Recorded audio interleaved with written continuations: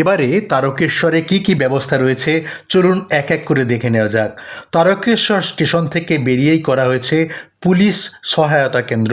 তারকেশ্বর স্টেশনকে নতুন রূপে সুন্দর করে সাজানোর কাজ চলছে। একটি সুবিশাল ট্রেনের টিকিট কাউন্টার করা হয়েছে, আর এখানেই রাখা হয়েছে বাবা তারকনাথের মাথায় জল ঢেলে বাড়ি ফেরার সময় কোন কোন রুটে বাস চালানো হচ্ছে তার লিস্ট।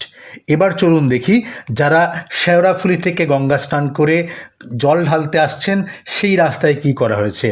এখানে কিছু দূর অন্তর অন্তর মহিলা এবং পুরুষদের জন্য শৌচালয় বানানো রয়েছে।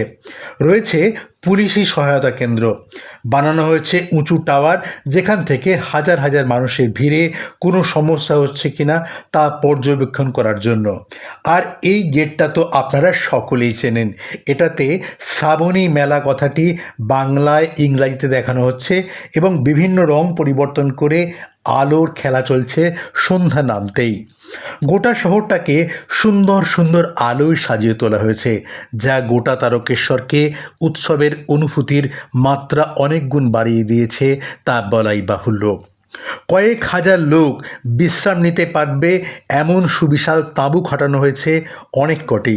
স্বচ্ছ কবচ নামধারী কর্মীরা ময়লা আবর্জনা পরিষ্কার করে চলেছেন সবসময়। দুধপুকুরের পাড়েও দেখা গেল একই দৃশ্য। এখানে জল দিয়ে ধুয়ে পরিষ্কার করে ব্লিচিং পাউডার ছড়ানো হচ্ছে।